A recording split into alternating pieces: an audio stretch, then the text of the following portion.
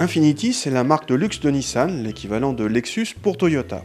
Et chez Infiniti, la M, c'est la berline haut de gamme de la marque, longue de 4,95 m, soit un peu plus qu'une série 5 ou qu'une A6.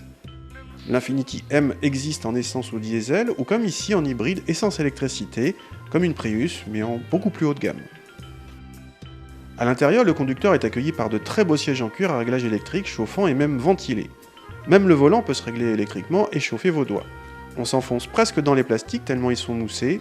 La présentation est luxueuse avec une ambiance chaleureuse, cossue et d'un niveau d'équipement pléthorique.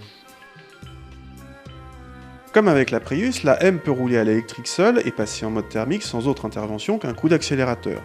Sauf qu'ici les performances sont au rendez-vous, cette M35H accélère plus fort qu'une Panamera hybride. Mais elle est moins dynamique en châssis, avouant quelques faiblesses de motricité et préservant en contrepartie un excellent niveau de confort. À l'arrière, l'espace disponible est généreux, en tout cas pour l'espace aux jambes, c'est moins bien pour la hauteur et la largeur, en dessous des cotes moyennes de la catégorie. Les places latérales sont très confortables, mais celle du centre est quasiment impraticable à cause d'un dossier trop dur et du tunnel de transmission très proéminent et franchement gênant. Surprise en ouvrant le coffre, ça fait comme s'il en manquait un bout. Entre le dossier de la banquette arrière et la paroi de coffre prennent place les batteries de cette version hybride.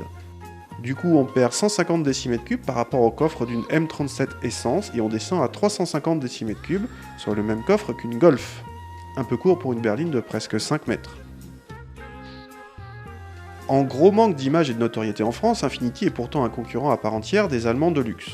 Cette M35H se paye en plus le luxe d'être une des hybrides les plus performantes du marché actuellement, le tout avec une consommation annoncée de seulement 7 litres au 100 et d'un prix presque raisonnable de 61 200 €, à comparer aux plus de 100 000 € d'une Panamera hybride.